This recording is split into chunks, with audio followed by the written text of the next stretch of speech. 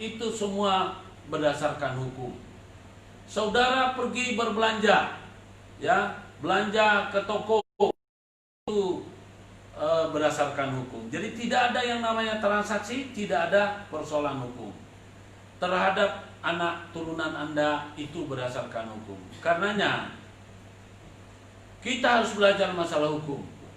Sebagai negara hukum, mestinya sejak dari sekolah dasar kita sudah diajarkan tentang hukum. Karena apa?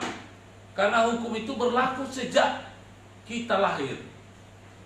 Hanya memang bagi mereka ada pengecualian, ya, tidak dihukum ketika melakukan perbuatan apabila mereka itu masih di bawah umur. Tapi yang akan mempertanggungjawabkan adalah walinya.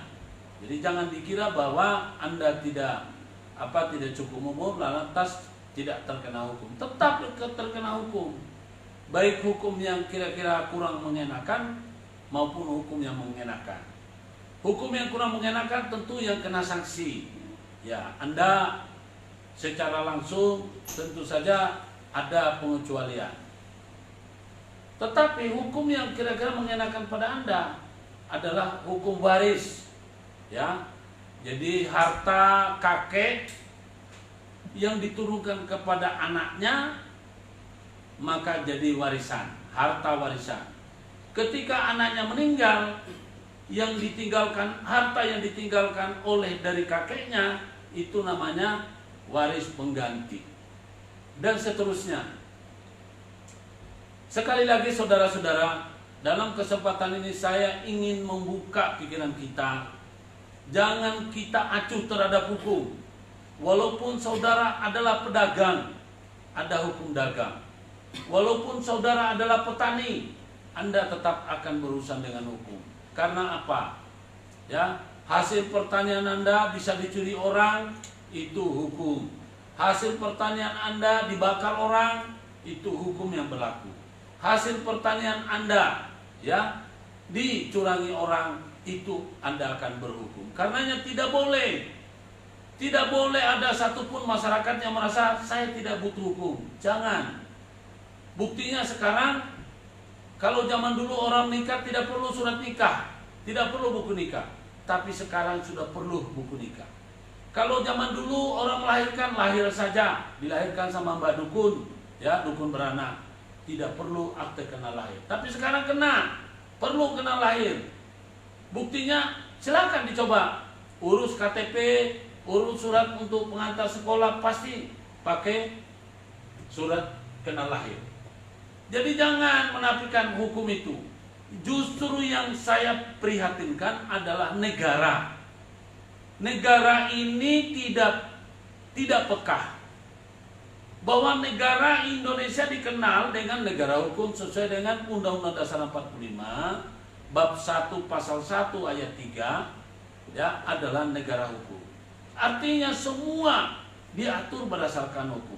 Tetapi tidak pernah diajarkan persoalan hukum. Padahal hukum itu berlaku meskipun orang tidak tahu, meskipun orangnya miskin. Jadi tidak ada kata-kata ini, tidak ada kata-kata tidak ada istilah, oh saya ini orangnya di kampung, saya ini tinggal di hutan, saya ini tidak punya harta, saya ini tidak punya apa. Iya, betul.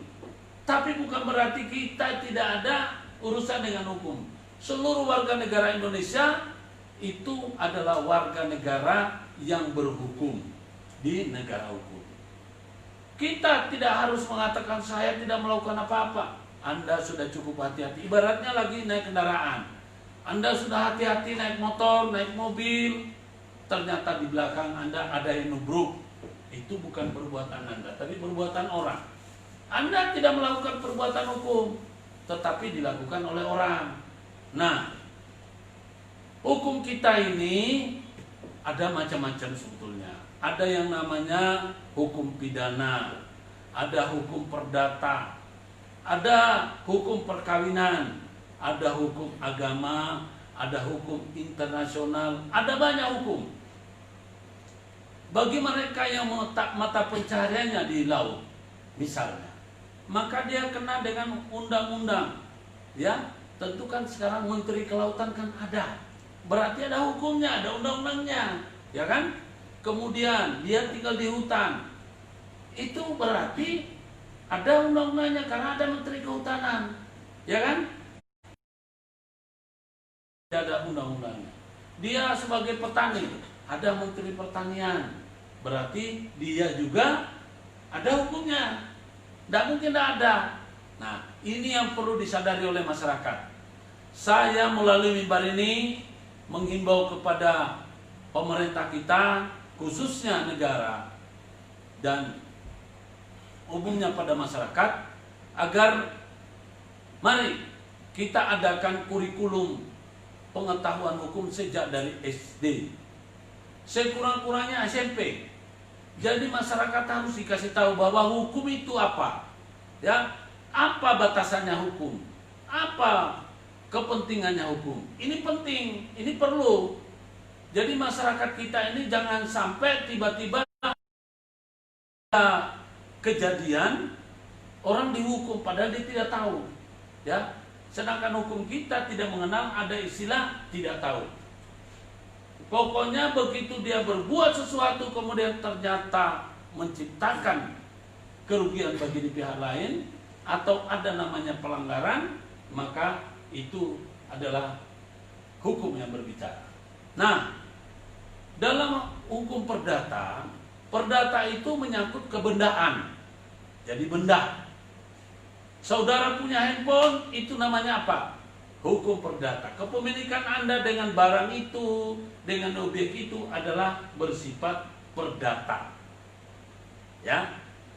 Sedangkan Anda dengan orang lain juga perdata. Jadi hubungan antara anak dengan ibu, antara anak dengan ayah, antara kakek dengan cucu, antara nenek dengan cucu, antara saudara ipar dengan saudara ipar, itu namanya hubungan perdata juga. Jadi semuanya. Kemudian Anda menjalin kerjasama. Kerjasama membangun suatu usaha. Itu namanya hubungan perdata. Antara satu orang dengan orang lain ketika menjalin suatu kesepakatan untuk bekerja sama atau apapun, itu namanya adalah perdata. Jelas ya?